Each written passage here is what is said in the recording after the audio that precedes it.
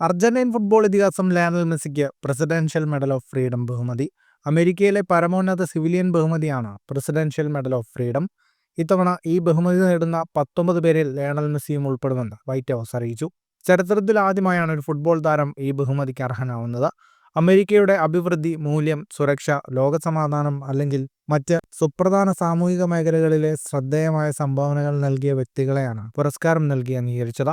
നിലവിൽ American major soccer ലീഗിൽ Inter മയാമിയുടെ താരമാണ് മെസ്സി. മെസ്സിയുടെ വരവോടെ MLS-ന്റെ തന്നെ മൂല്യം വർദ്ധിച്ചു. മെസ്സിയുടെ പ്രൊഫഷണൽ ഫുട്ബോളിലെ സമാനതകളില്ലാത്ത നേട്ടങ്ങളും ലോകമെമ്പാടുമുള്ള കുട്ടികൾക്കുള്ള ആരോഗ്യവും സംരക്ഷണവും വിദ്യാഭ്യാസ പരിപാടികളും പിന്തുണയ്ക്കുന്ന ലിയോ മെസ്സി ഫൗണ്ടേഷനിലൂടെയുള്ള ജീവകാരുണ്യ പ്രവർത്തനങ്ങളും എടുത്തു കാണിച്ചാണ് പുരസ്കാരം. യൂണിസെഫ് ഗുഡ്വിൽ അംബാസഡർ എന്ന നിലയിലുള്ള മെസ്സിയുടെ പ്രവർത്തനങ്ങളും പരിഗണിച്ചു. വൈറ്റ് ഹൗസിൽ ശനിയാഴ്ച നടന്ന ചടങ്ങിൽ ജോ ബൈഡൻ പുരസ്കാര ജേതാക്കൾക്ക് മെഡലുകൾ സമ്മാനിച്ചു. മുൻകൂട്ടി നിശ്ചയിച്ച പ്രോഗ്രാമുകൾ ഉള്ളതിനാൽ മെസ്സി ചടങ്ങിനെത്തിയില്ല. ഫുട്ബോൾ ലോകത്തെ കൂടുതൽ വാർത്തകൾക്കും വിശേഷങ്ങൾക്കുമായി സ്പോർട്സ് കഫേ സബ്സ്ക്രൈബ് ചെയ്യുക.